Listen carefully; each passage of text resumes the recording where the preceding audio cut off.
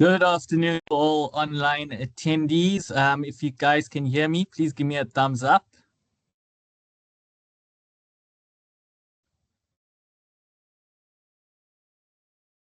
Great, thank you. Thank you for that. Everyone, we're just going to wait for about another 5 minutes just to give everyone a chance to log on, and then thereafter we will get started. So we will start at 13:05 sharp. Thank you, everyone.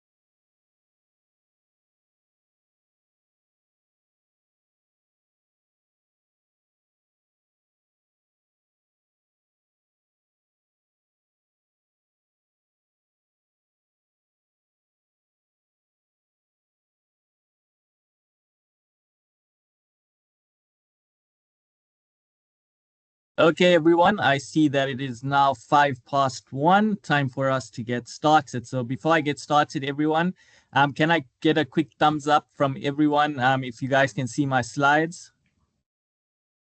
Perfect. Great, great, great. Okay, everyone online, let's get started. So, good afternoon to everyone. I trust everyone is well. Welcome to today's webinar titled The Tomato Leaf Miner, All You Need to Know. While the session is scheduled for 2 hours, I believe it will end well before that. CropLife South Africa members registered on the CPD system can use the extra time to complete the very easy assessment loaded into category 1 of the CPD system. I think that's a good deal in my view. Everyone online, I do apologize if I drop off for a minute or two, given the electricity issues in my area. Let's hope not. Fingers crossed there, everyone. Finally, before we move on to the next slide, anybody who has a question can put it into our Q&A box or type it into the chat box. And at the end of this webinar, we will attend to those questions. So please, if you do have a question, please just type it into the chat box or into the Q&A box. Thank you for that.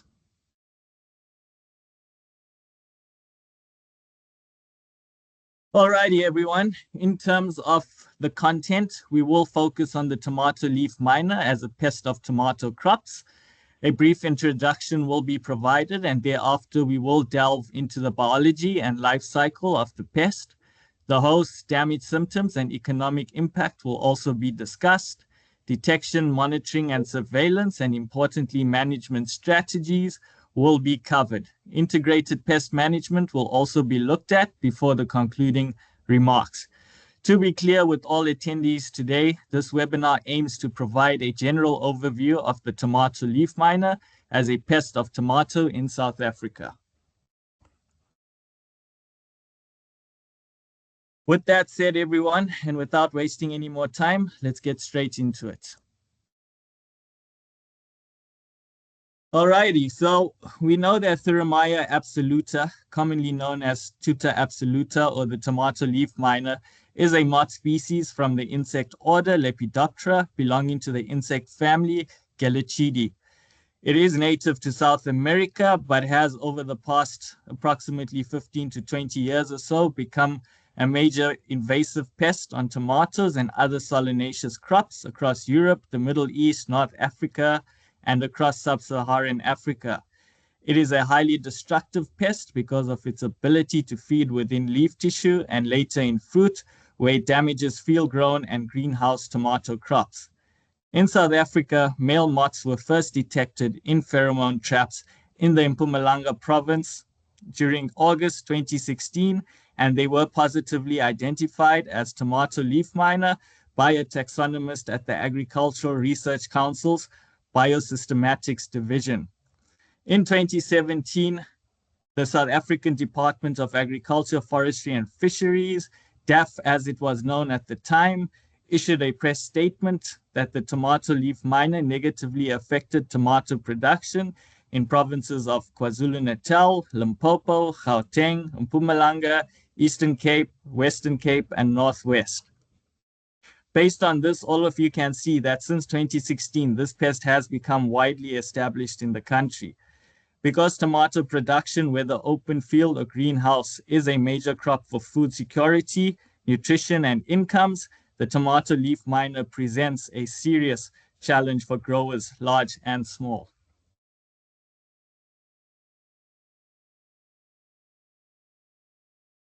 Okay, moving on to biology and life cycle. So the eggs of the tomato leaf miner are tiny, cylindrical, creamy white to yellow, and laid singly or in small batches of 2 to 5 on leaves, stems, and sometimes the fruit. The eggs generally take 4 to 6 days to hatch, and this will be longer under cooler conditions. There are usually 4 instars with regards to the larvae. Now, what do we mean by larval instars? And no, we are not talking about stars you see in the sky. So an instar in this context is the name given to the developmental stage of an arthropod, in this case an insect, between moths.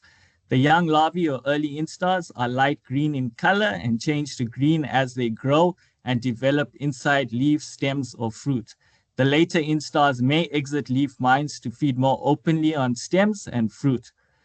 The prothoracic shield has a thin black line clearly highlighted on your screens. The tomato leaf miner develops over 4 instars in approximately 8 to 14 days, of which can be slower under cool conditions. Before pupation, the 4th instar larvae exit feeding locations to pupate in the soil or folded leaves. Now, before moving on to the pupae, it is important that everyone understands that it is the larval stage of this pest which feeds on tomato crops, resulting in damage. This is why the larvae are commonly referred to as the pest destructive stage of a lepidopteran pest's life cycle. And this is why management measures target the larvae either directly or indirectly. Right, let's move on. The pupae are formed inside strong silken cocoons constructed by the 4th instar larvae, as I mentioned on the previous slide. These cocoons are mainly constructed at soil level, but also in leaf mines and folded foliage. The cocoons are mostly hidden or camouflaged by foliage or sand, dirt particles. Duration of the pupal stage is approximately 7 to 10 days, but will be slower under cooler conditions. The adults or moths are small grayish to gray-brown. These moths are nocturnal, meaning they are active at night. During the day, the moths hide between leaves. Each female moth can lay up to 260 eggs over their lifespan. The moths can live for approximately 1 to 2 weeks. In summer, however, again, this will be longer in cooler environments. In a nutshell, the tomato leaf miner completes its life cycle in and around 3 weeks during summer. However, this could be longer in cooler environments. Now, as all of you studious souls would have picked up, developmental time from egg to adult is variable depending on temperature. So why is this the case? The answer is simple. Insects are exothermic or cold-blooded, and their body temperature and growth are affected by their surrounding environmental temperature.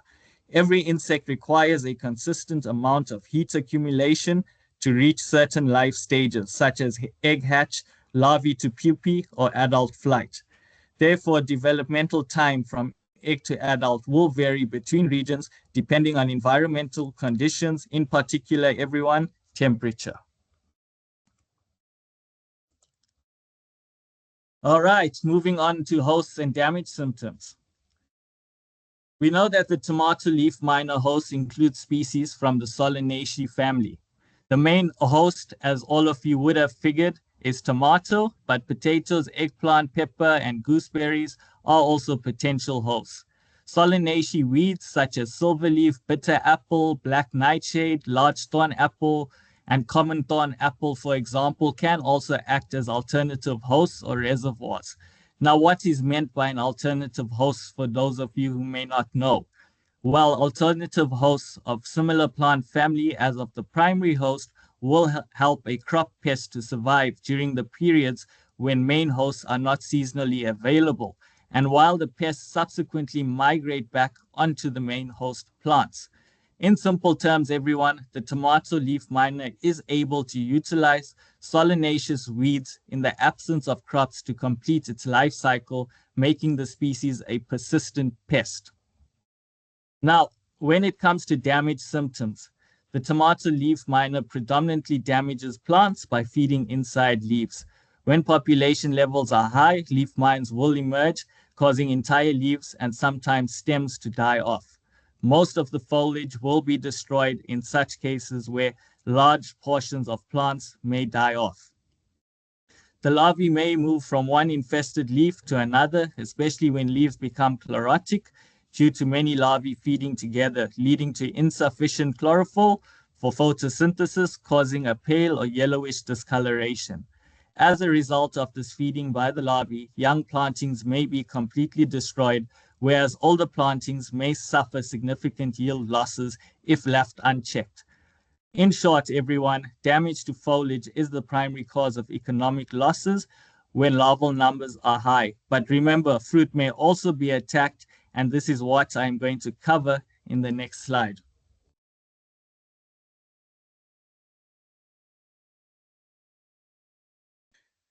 Now, as I said, everyone, when it comes to fruit damage, the larvae often move from the leaves to the fruit, although some eggs may be laid on the fruit or the calyx. Entry holes may be found anywhere on the fruit, as highlighted on your screens, but this often occurs under or near the calyx. Excreta are often found extruding the larval entry holes. The larvae may enter the tomato fruit up to 1.5 centimeters deep under the peel. It is important that everyone here today takes note that these entry holes act as secondary pathways for pathogens that may rot fruit quickly.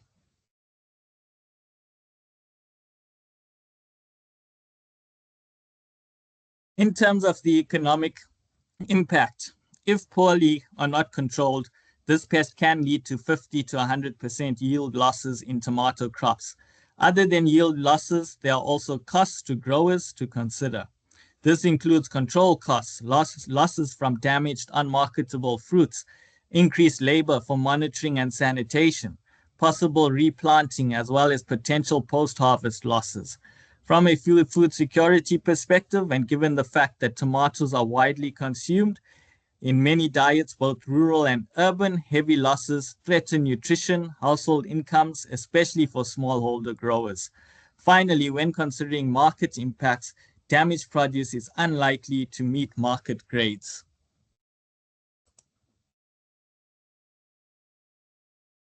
Okay, everyone, moving on to detection, monitoring, and surveillance. So when it comes to detection, monitoring, and surveillance, this enables growers to detect pests long before the pest or its damage become noticeable. Registered pheromone lures for the tomato leaf miner are generally placed in delta traps with a sticky liner and is used to trap and monitor male moth activity.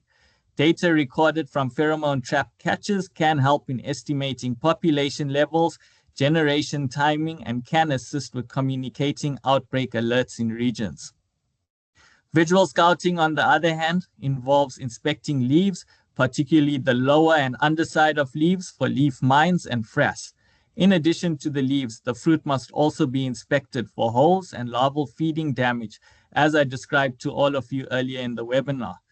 This method enables detection of damage on the crop and severity of infestations.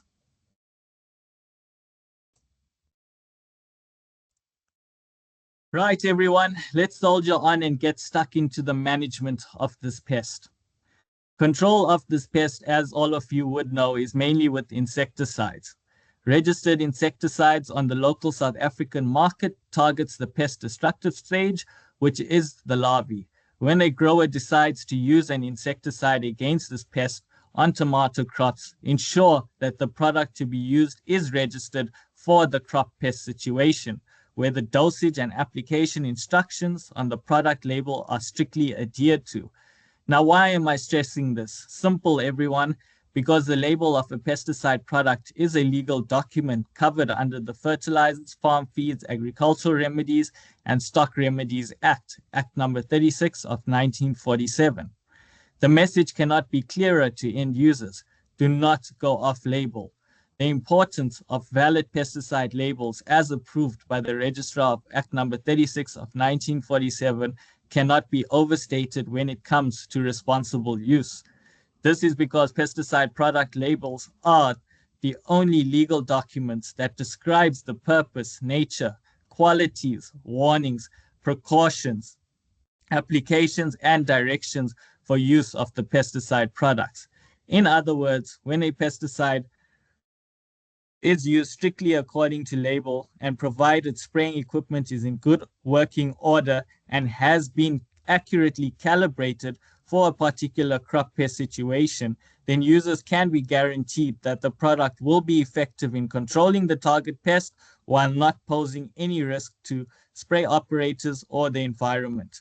The instructions on the labels of pesticide products have not been thumbsucked, but are based on considerable investment into research to ensure the product meets the regulatory requirements to be registered on the local South African market. Now, everyone, what about resistance management, of which is crucial in the context of the tomato leaf miner? Our growers implementing a rotation program for spray applications. The rotation of insecticides from different mode of action groups remains imperative to manage resistance development for the tomato leaf miner. Let's take a closer look at this.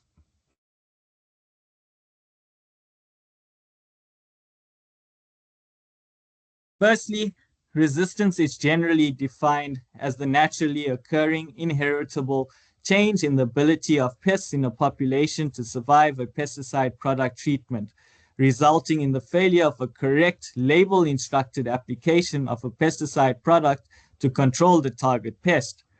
So everyone, pesticide resistance is generally a consequence of continuously using the same pesticide or similar pesticides with the same mode of action group without rotation with suitably registered pesticide products from different mode of action groups, or using lower or higher dosage rates than those indicated on labels of pesticides.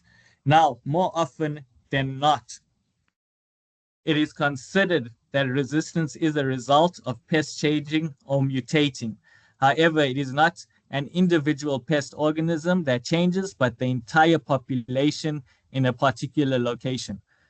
Upon a pesticide application to a crop or treatment site, a small proportion of the pest population may survive exposure to the pesticide used, given the pest's genetic makeup.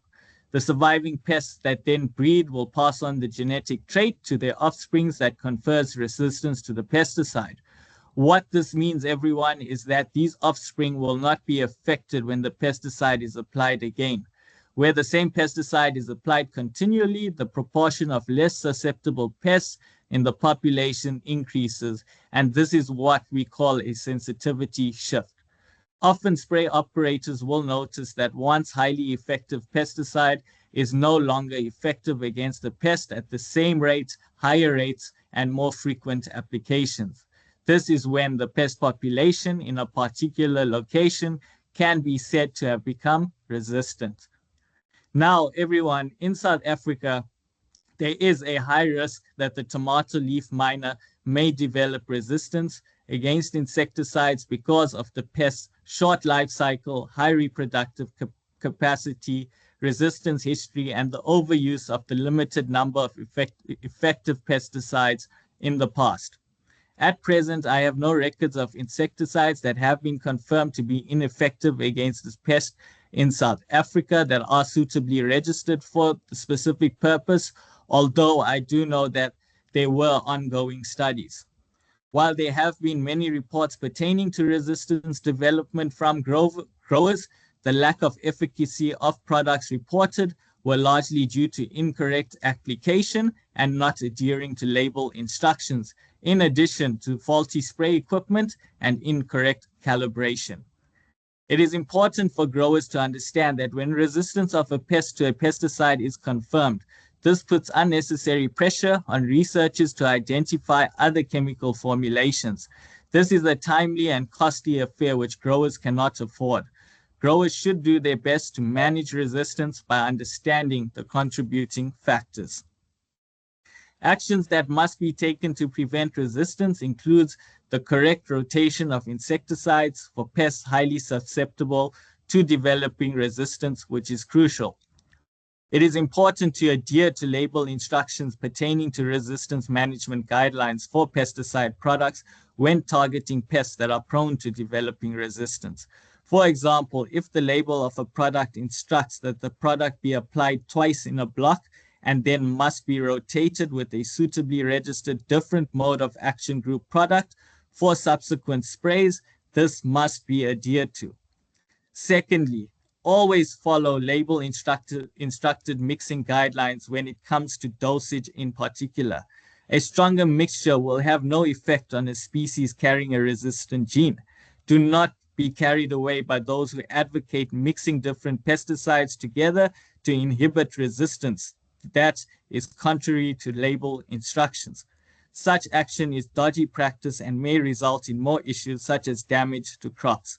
Finally, everyone, when it comes to resistance management, it is always important to stay abreast with the latest information communicated through the Insecticide Resistance Action Committee, commonly known as IRAC to all of us, as well as information available via the website which can be accessed via the link you see on your screens.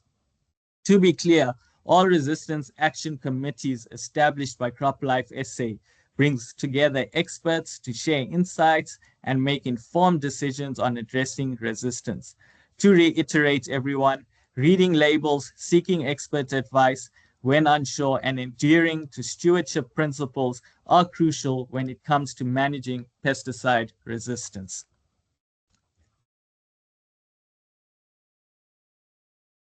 Having covered chemical control, let's have a look at some cultural control methods. Now, very quickly for those here today who may not know what cultural methods of control are, simply put, cultural methods are agricultural practices used to enhance crop health and prevent weed, pest, or disease problems without the use of chemical substances. For many, the most common cultural methods that come to mind are sanitation practices and, in particular, crop rotations to break the cycle of a particular pest. Sanitation in this context, everyone, is defined as the removal, destruction, or decontamination of any material that may contain living stages of a pest. Simply put, when it comes to sanitation practices with regard to the tomato leaf miner, this involves the removal and burning of infested plants, residues of harvested crop in fields or greenhouses, discarded parts of plants or fruit, and solanum weeds, which can serve as alternative hosts for the multiplication of the pest, as I alluded to earlier during this webinar. The rule of thumb when planting is for growers to ensure that pest-free tomato seedlings are planted at the very onset. Now, in areas with known tomato leaf miner problems and where more than one crop can be planted, it is recommended to rotate crops with ones that are not known to harbor the pest. Crops that are not affected by the tomato leaf miner include plants or crops in families other than the Solanaceae.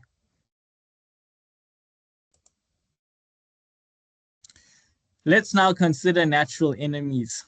These include predators, parasitoids, and diseases. All three occur naturally, and some, for example, the diseases Beauveria bassiana, which is a fungus, and Bacillus thuringiensis, which is a bacterium, have been commercially formulated and registered for use in South Africa to control the tomato leaf miner. Predators, on the other hand, are wide feeders, where the mirrored bugs are known to feed on the eggs and larvae of the tomato leaf miner when encountered outside the leaf mines. Parasitoids are usually minute wasps that lay their eggs on or nearby egg or larvae of pests. With that said, several parasitoids may attack these developmental stages of the tomato leaf miner in the field. Now, based on what I've said here, many of us who have worked in crop protection understand that reliance on natural enemies is not enough to prevent losses associated with this pest. However, these insects are of utmost importance in preventing more regular large-scale outbreaks. In this regard, what I'm trying to say here to everyone is that when insecticides are used, they must be used responsibly and with care, where all label instructions are strictly followed. Now, in order to effectively manage the tomato leaf miner, growers must develop integrated pest management or IPM programs according to their respective situations. In a nutshell, farmers should monitor male moth activity using pheromone-baited traps at least 2 weeks before planting to determine pest pressure. Scouting daily for mines on leaves and entry holes in fruit is also crucial in determining when insecticide intervention is required throughout the season. Growers need to remember to rotate insecticides from different mode of action groups as required. Infested plant material as well as dropped fruit must be removed and destroyed by burying it at least 50 centimeters deep or deeper. Removal of solanum weeds near the planting area is crucial to get rid of alternative hosts. In general, sanitation should be implemented by growers on a weekly basis. Crop rotation in planting regimes should be implemented where possible. For example, planting tomato, then beans, then cabbage, then sweet potato, and then back to tomato and so forth. If rotation is not an option, at least leave harvested fields fallow for at least 6 weeks. Finally, everyone, remember when spraying, it is important that farmers do not spray until the pest species has reached the economic threshold level, which is the level at which the pest infestation becomes harmful to crops as determined for a particular farm through consultation with pest management consultants or advisors. Spraying automatically based on sightings is an unnecessary expense that can do more harm than good and drive a pest species population to resistance. Finally, everyone, it is important that anyone in an advisory role in this context provides options in line with the grower's situation. The grower being advised then has the opportunity to weigh up the options and determine which best suits their situation, available resources, and wallet. Remember, it is not a one shoe size fits all, and the way in which growers manage the tomato leaf miner will differ from one grower to another.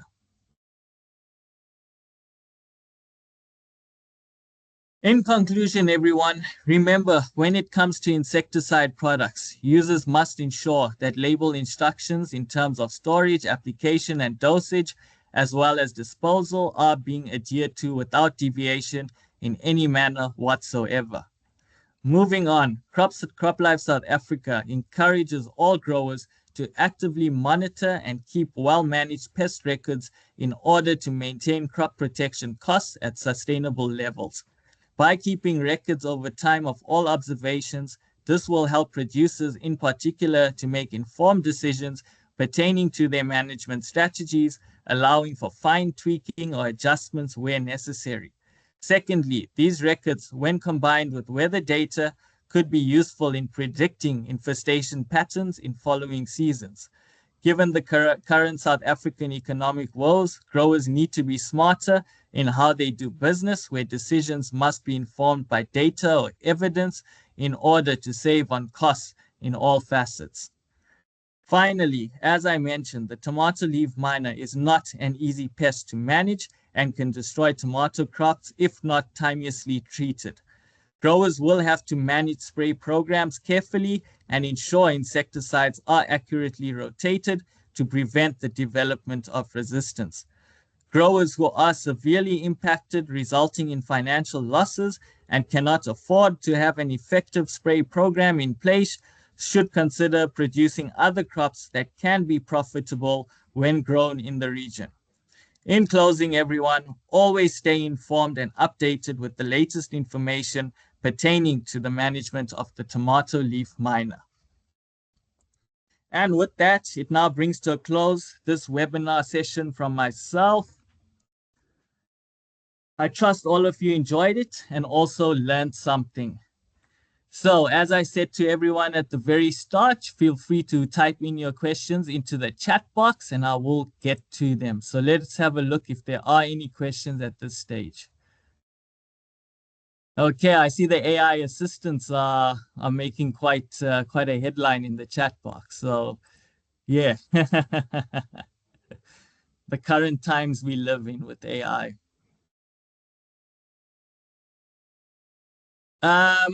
Unfortunately, Vanessa, we cannot allow use of microphone. That is as per the rules of the webinars that we conduct. But with that said, you do have the option of typing in your question into the chat box, or you can feel free to contact me via email or cell, where my contact details will be displayed on the next slide. So Vanessa, I'm sorry, but we cannot give you access to the mic. If you do have a question, please type it into the chat box or contact me directly as per my contact details. Okay, let's have a look. I see some questions coming here. So from Lindy Bota, you say there is no actual resistance to chemical, but are there ingredients where there is reduced sensitivity?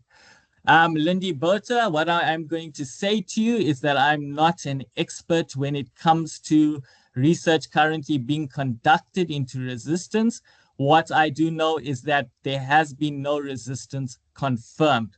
As per my understanding, this may have changed, but as of now, what I do understand to be correct and based on what has been communicated through IRAC is that no resistance of this pest to a particular pesticide has been confirmed. Okay, Lindy, I hope that answers your question. In terms of the technicalities of this, what I would suggest to you is maybe get into contact with me and I will give you the details of the relevant experts conducting research on resistance pertaining to pesticides and this pest.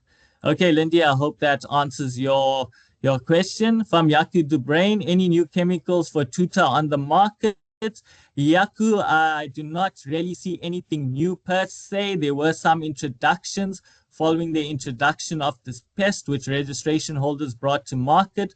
But what I will say, Yaku, you can get onto our Agri-Intel database and have a look there where all the registered pesticides for the control of tuta absoluta or Thermia absoluta as it's known now is listed.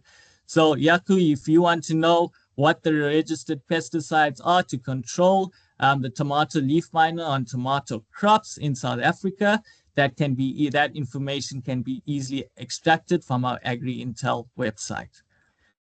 Okay, so the next question is Bukhabalo Saki. So what is the economical threshold of tomato leaf miner that requires chemical applications? Bukhabalo, I think that is a brilliant question. And like I said, Bukhabalo, it's not going to be a one shoe size fits all. Remember, farmers farm in different locations, different environmental conditions.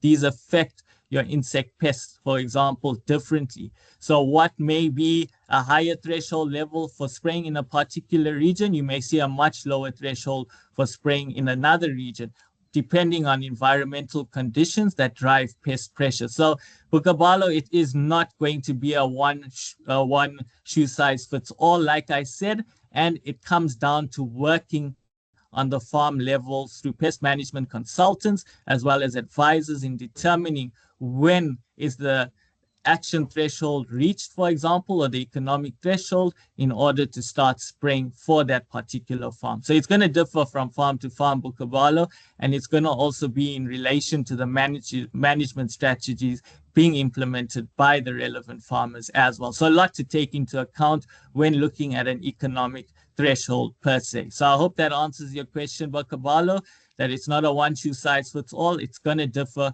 from farm to farm. There is no set economic threshold per se. From Trevor Shongwe, are there trials that one can collaborate and gain more practical experience on? Trevor, what I will say to you is that you can contact universities such as the Northwest. You can contact the ARC's Crop Protection Division and maybe chat to them if there are any trials that you can maybe volunteer to assist on, or if there are any internship or maybe even research projects that you can work on if you're looking for something to that effect. So I think, Trevor, I do not know at this point exactly what research trials are going on with regards to Thermia absoluta. But with that said, there are various institutions and universities you can contact to get more information on that, as I've mentioned. Okay, from Monet, why is IRAC 30 not yet registered in SA? Monet, I do not know what you mean by that, IRAC 30. I remember IRAC stands for the Insecticide Resistance Action Committee. This is a committee which brings together experts to discuss any resistance issues reported from the field to the committee based on any suspicious cases. So I think, Monet, I do not quite understand what your question is there. IRAC, like I said, it is a committee. It is not a pesticide product that you register. Absolutely not. So I think there might have been a bit of a misunderstanding there. Lizelle Pretorius, how do environmental factors like temperature and humidity influence the spread of tomato leaf miners? Well, I think, Lizelle, as I mentioned, you're going to have to look at their development. For example, if you got tomato leaf miner in a particular farm, in a particular area, it's going to be there, particularly if the alternative or alternative hosts are present. But in general, in environments where you have cooler temperatures, what you're going to see is a slower developmental time. So they're not going to be able to complete as many generations as what you would see in a much warmer or hotter climate where this pest may be found. So let's have a look. For example, take the Limpopo province, for example. It is very hot up there, very, very high temperatures. And we see how many generations this pest is able to undergo. So it becomes very difficult for growers there to control, where their main option is pesticide intervention. But with that said, they also need to rotate pesticides from different mode of action groups, and that also requires an accurate spray program, taking that into context. But let's take, for example, maybe Richmond in the KZN area, much cooler climate. Okay, you're not going to probably require as many spray applications in a season as what you would require in a region in the Limpopo province or in northern KZN, for example, where it's also quite warm and hot. So I think Lizelle, when it comes to spread, the pest is either going to be there. A farmer is going to know this. It is a persistent pest, as I said, and there are also alternative hosts that we need to consider.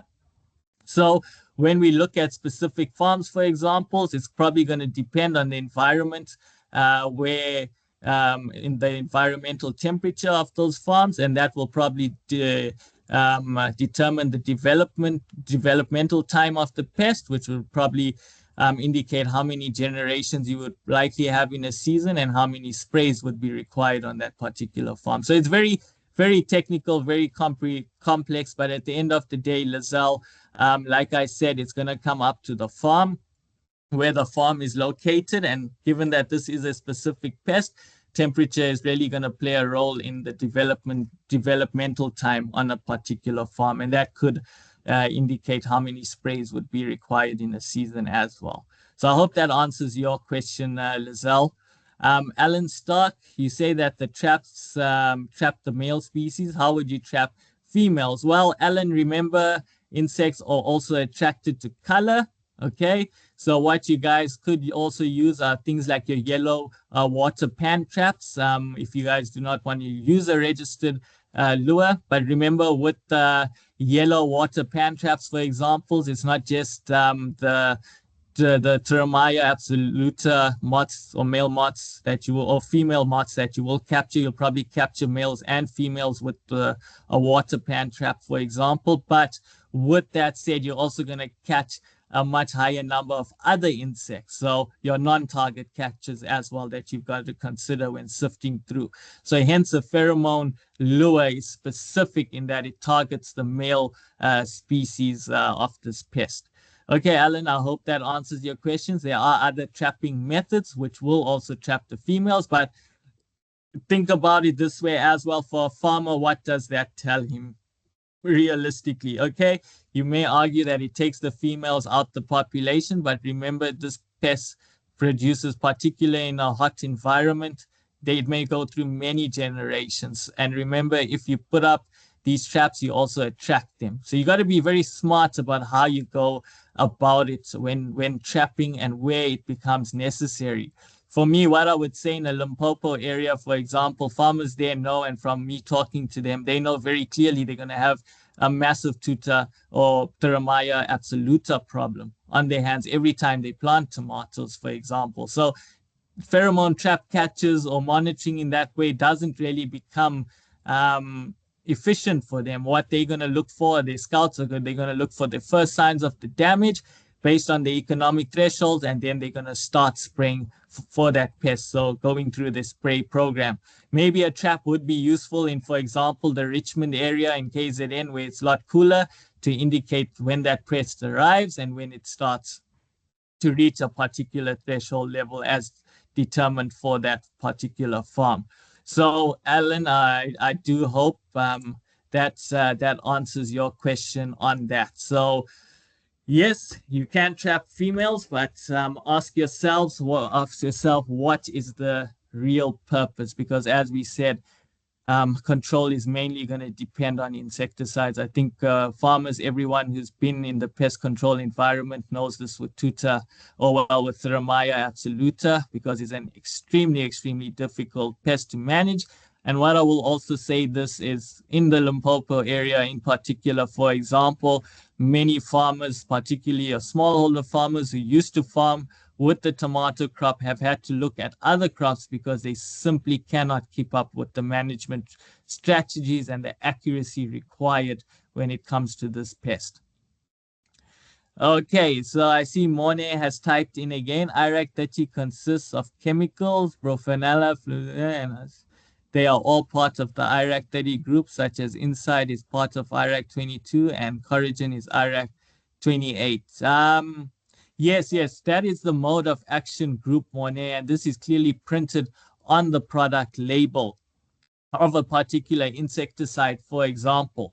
And when you look at the resistance management guidelines on that product label, it's when it says you've got to rotate with another mode of action group, for example, and it doesn't give names of other products, then what it means is you got to go back to that insecticide label for another product that's registered for control of the tomato leaf miner on the tomato crop, but you got to make sure that it comes from a different mode of action group. So for example, if the first product you used was Inside or Indoxacarb, for example, 22, then you've also got to make sure when it comes to rotating that pesticide for subsequent sprays, and that will be determined by the label, you may be moved into Coragen, which falls into another mode of action group 28. So it just makes it easier to determine this, but that is the point there. This is the resistance group code or the mode of action group of that product. It says nothing about the registration of the product. Remember, a product is registered under Act 36 of 1947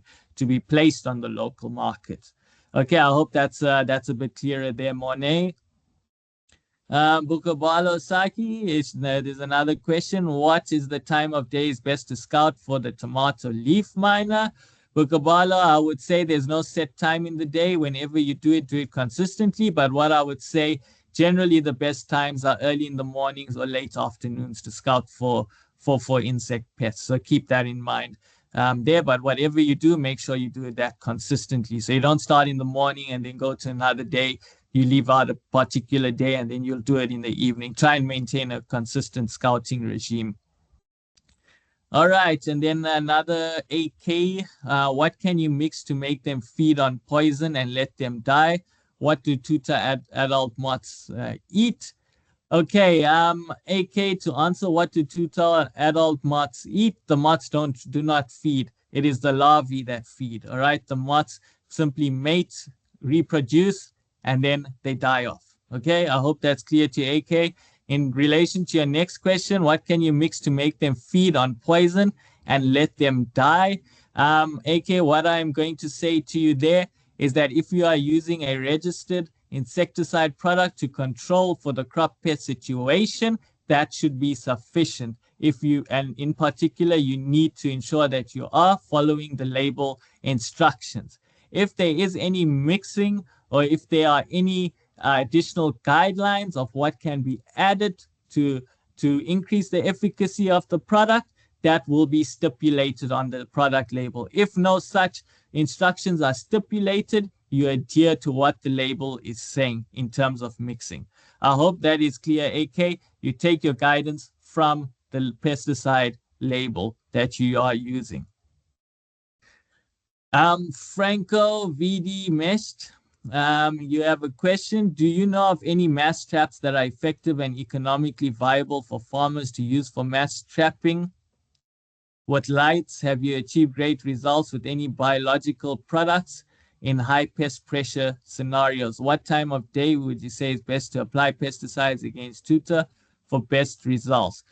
Franco, those are very good questions. In terms of mass trapping, remember currently the pheromone lure is registered for detection. So I don't know of any registrations for mass trapping. There may be studies going on that I'm not aware of. But what I do know, Franco, is that a lot of farmers do employ pheromones, particular where you have higher populations, as a mass trapping approach. But whether that's effective or not, I cannot tell you, Franco. I have not seen any research data on that to confirm that. Have you achieved great results with any biological products in high pest pressure scenarios?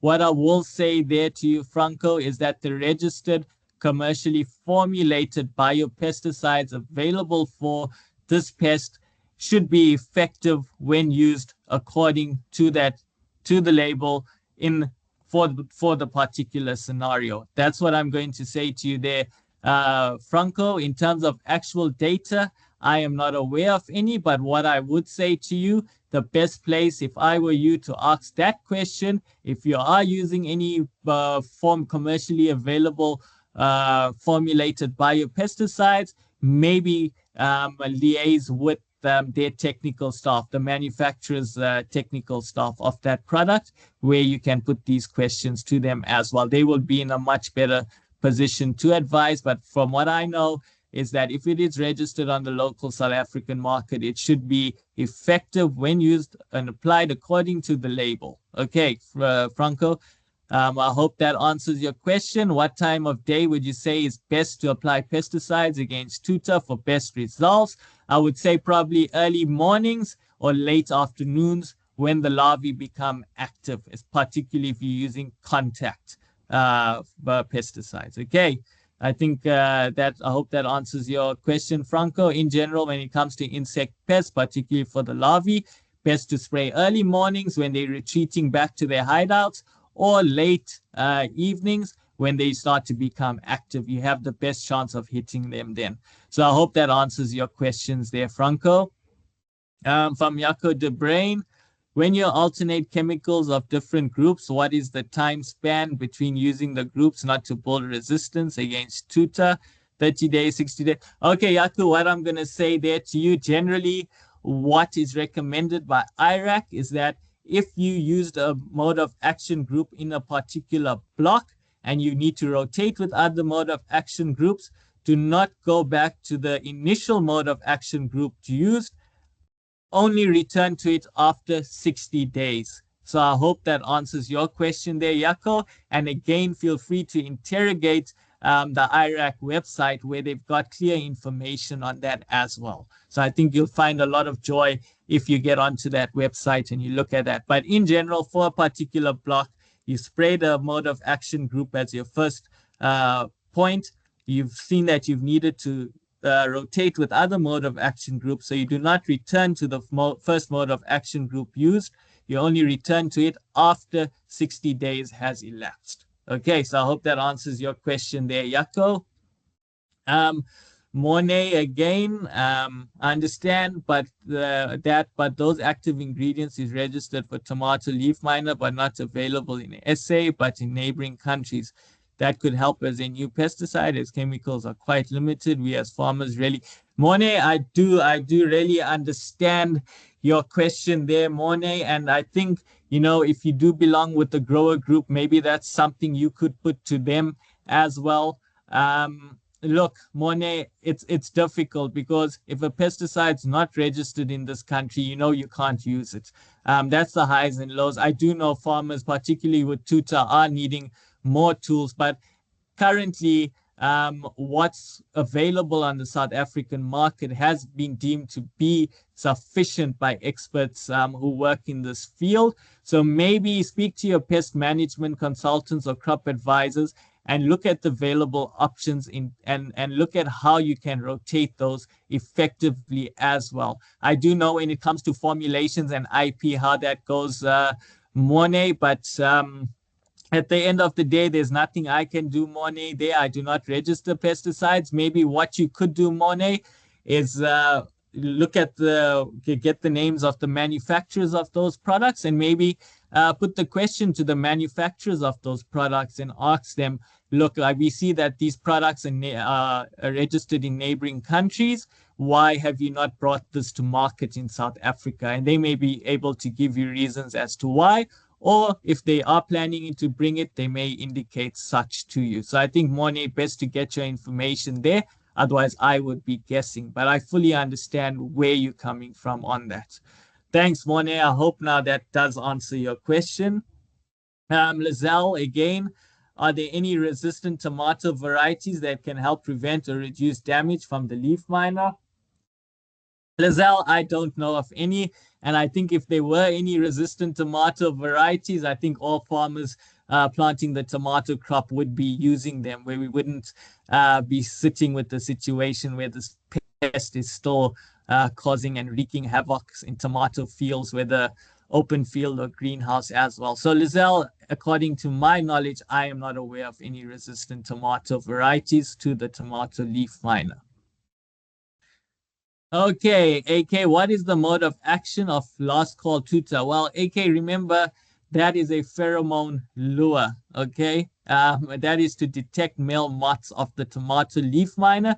So it's not really going to have, the mode of action is not really important there, okay? Because remember, it's the scent which is impregnated onto the lure itself. So just remember, when you're looking at lures, you're not spraying lures to control the pest. You're using a pheromone lure to detect the pest, which then, based on your threshold, advises when insecticide intervention is required.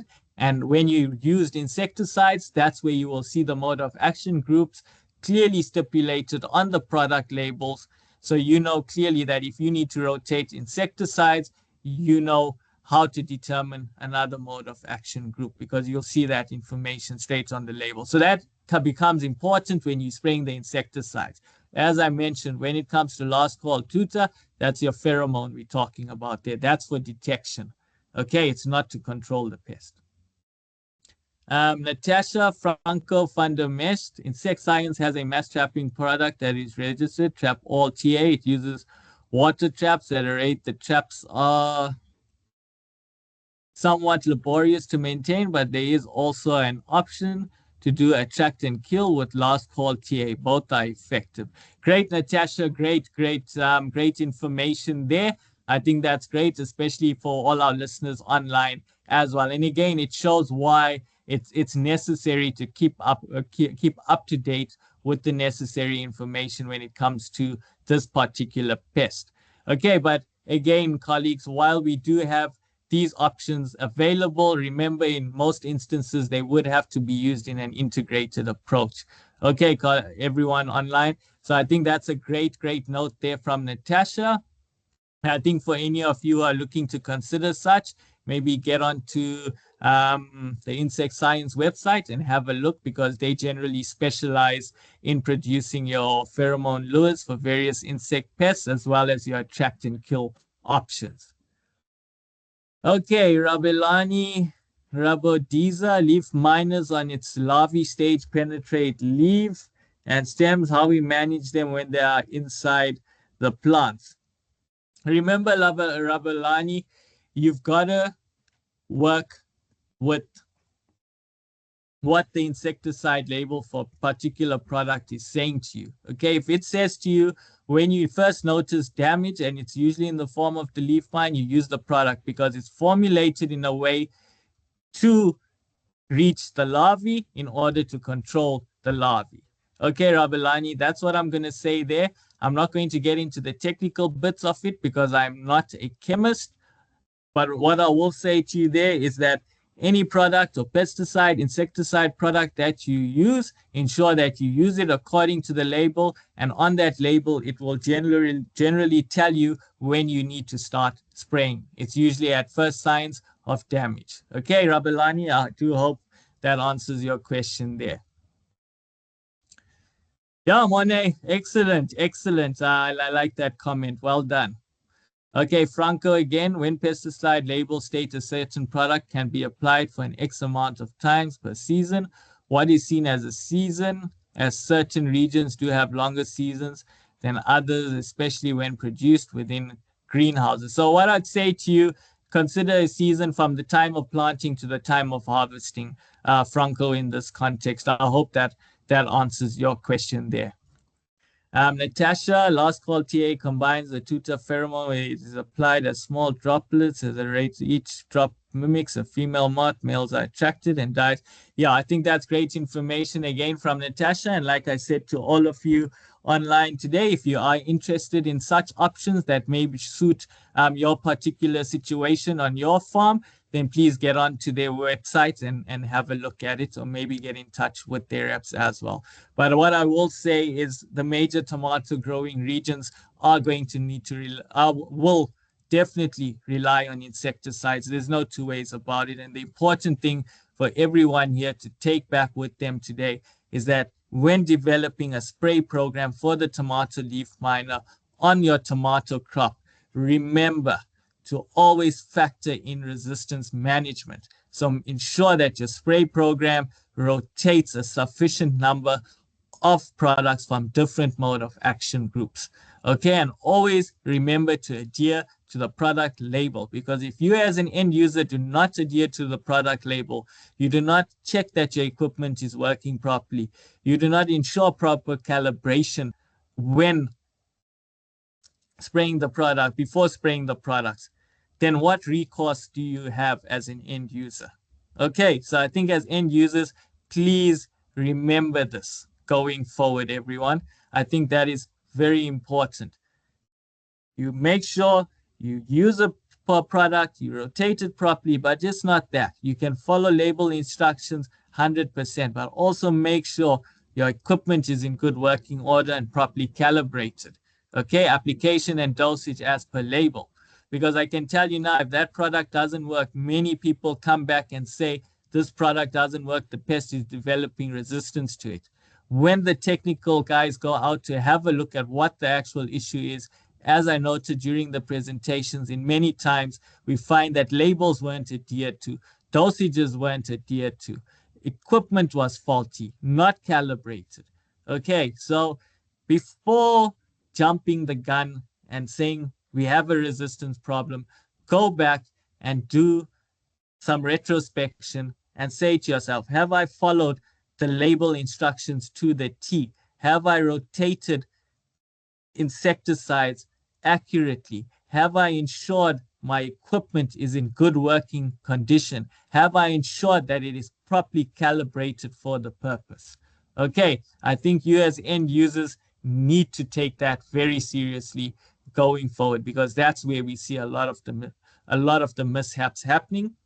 So instead of panicking, keep calm, have a look at the situation holistically, and where you have ticked all your boxes and you believe that you have done this accurately and conclusively, then you get into touch with your supplier and ask your supplier to come out and see exactly what is going on. And if there is suspected resistance, that will then be reported on to the IRAC for further investigation. Okay, everyone, I hope that makes it clear. And I think, Natasha, like you said, I think that's brilliant information that you've put there. And it's something that I missed. I didn't touch on the attract and kill option. So fantastic, Natasha. Thank you for that as well. Everyone, like I said, today's webinar was not long. It was short, but I'm grateful for the presentations, the questions that have come through. As you guys would know, the tomato leaf miner has been here since 2016. It's been wreaking havoc across tomato crops wherever we go, really, to be honest.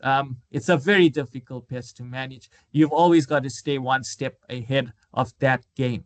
But with that said, and as Mornay noted, let's hope going forward that more products are brought to the market that gives growers more options as well going forward. Okay. Yako, I see another question. When you have 3 different tomato plantings in a season, different blocks and different planting dates, you start spraying. Do you spray the whole farm with the same chemical group, or do you spray each block with different groups?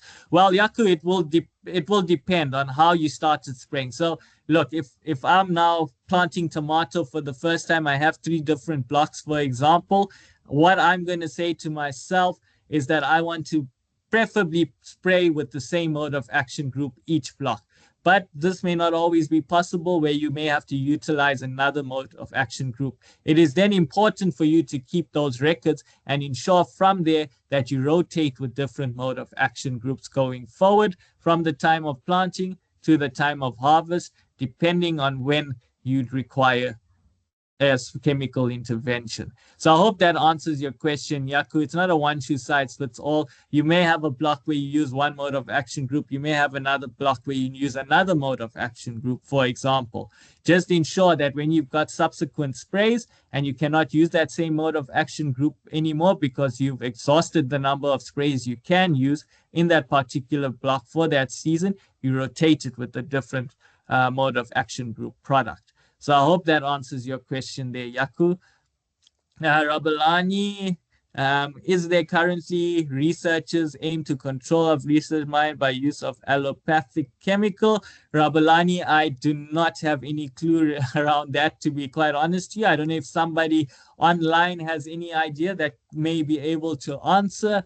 Rabelani, but what you could do, Rabelani, I do know that the Agricultural Research Council really led a lot of the research on the tomato leaf miner. Maybe you could check with them if they are looking into any such things. But yeah, according to my knowledge, Rabelani, I have no recollection of such. Okay, Rabelani. Yeah, I think that's it, everyone. And that about brings the questions to an end. So finally, from me to all of you, thank you, everyone. And for those of you who may have further questions or would like to chat further around this topic, please feel free to contact me via cell or email. As you know, if I cannot answer you or assist you, I can guide you to somebody who can answer you and assist you accordingly as well. So take advantage of that option.